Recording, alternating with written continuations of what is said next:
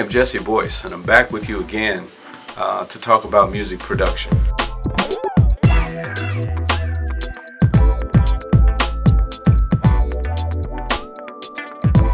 The sounds sonically have to be set up right so that when you're listening, whether you're on big speakers or you're on small speakers, you want to be able to feel it and enjoy it.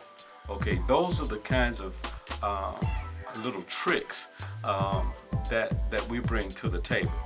And then once we get that rhythm section done, then we set that vocal in, and we make sure that vocal is perfect dynamically, artistically. Everything has already been set up so that we don't have to come back and try to fix a word because it wasn't pronounced properly. I make sure that everything is done with articulation, enunciation, everything, making sure that there are no sibilances like big S's and things like that. I work with the artist from that standpoint because being classically trained as a vocalist is singing that Arte Lestremo, Origio. Learning all that stuff as when I was growing up helps me to produce a better vocal on you, and it doesn't matter what genre, not genre, but whatever style you have.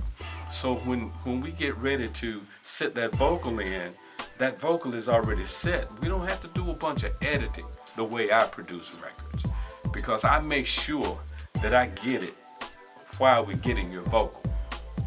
And the way I do that, and a lot of people might do it this way as well, but the way I like to do it is to allow the artist to develop the song artistically in the studio, as well as his or her concept prior to getting in the studio.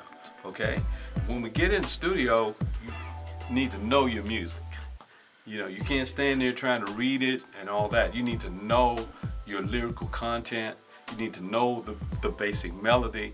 Then we work on articulation, enunciation, work on sibilances and ending words and things like that, because that's what makes a record so clean for an artist. Making sure that you approach it dynamically in the right places at all times.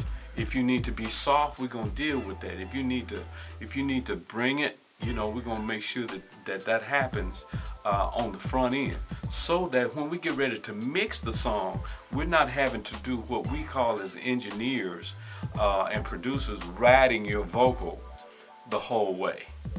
We want to make sure that you're sitting in a place to where we don't have to manipulate everything while we're trying to mix it. Okay, if I have to ride your vocal more than 5 or 6 times during the course of the mixing process, that means I missed something.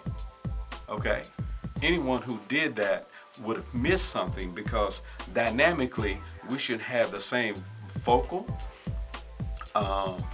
volumes and dynamics. Well, what could happen that would cause that issue, that one might miss that? Well, a couple of things. Number one is if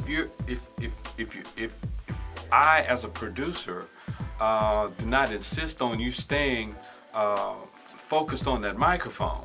Like a lot of people get happy and they're all around and the microphone is right here, but you're singing over here, or you're back too far, and every time you come in to do a particular part, you're not in the same place. That can create those kinds of issues for you, okay? So what we want to do when we record your vocal is we make sure that you remain stable, okay? That you are in a position to where you can articulate and sing your parts and get your what do we call that? Your breathing techniques and all of that, so you can hit your notes and your dynamics, but you still have to remain in a position to where the mic will catch it up, because every position on a microphone is not designed to capture your voice properly with the right, what we call presence on your voice. So say, like, giving you an example, you're right here and I'm talking, and or I'm singing, I love you. Okay, that same presence won't be the same if the mic is out here and I go, I love you. So when we get ready to mix it, we need the same I love you every time you say I love you. Okay, so that makes it easier for the guy who's going to be engineering and mixing the record. Once we get you straight, then we build everything around you.